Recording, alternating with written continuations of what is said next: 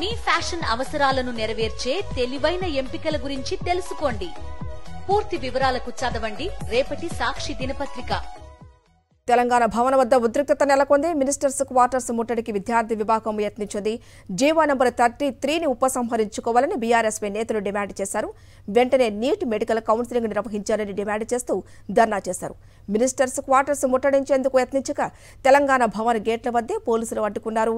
BRS విద్యార్థి విభాగం నేతలను అడ్డుకున్న పోలీసులు వారిని అదుపులోకి తీసుకున్నారు. ఈ క్రమంలో పోలీసులు బీఆర్ఎస్పీ కార్యకర్తల మధ్య వాగ్వాదం జరిగింది.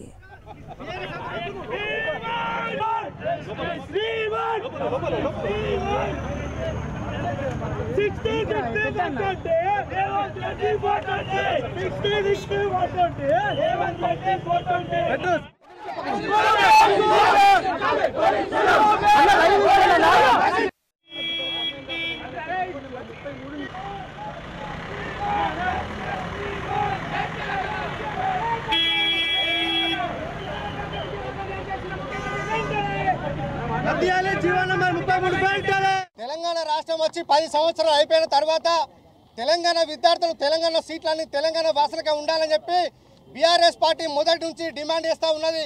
ఇవాళ సీమాంధ్రకు మిగతా రాష్ట్రాల వాళ్ళకు తొత్తుగా వేరేస్తున్న ఇవాళ అధికారులు ఇవాళ ముఖ్యమంత్రి రేవంత్ రెడ్డి గారి ఆధ్వర్యంలో మంత్రి రాజనరసింహ గారు ఇవాళ తెలంగాణ విద్యార్థులకు లోకల్లో ఉండాల్సిన తెలంగాణ విద్యార్థులు తెలంగాణ పుట్టిన వాళ్ళు ఇక్కడ చదువుకున్న వాళ్ళందరూ కూడా ఇవాళ వేరే రాష్ట్రాల్లో ఇంటర్మీడియట్ చేసిన వాళ్ళు తెలంగాణలో మెడికల్ కౌన్సిల్కి అటెండ్ అయితే నాన్ లోకల్గా పరిగణిస్తూ జీవో నంబర్ 33ను తీసుకురావడాన్ని బీఆర్ఎస్ ఆధ్వర్యంలో మేము తీవ్రంగా వ్యతిరేకిస్తూ ఉన్నాం.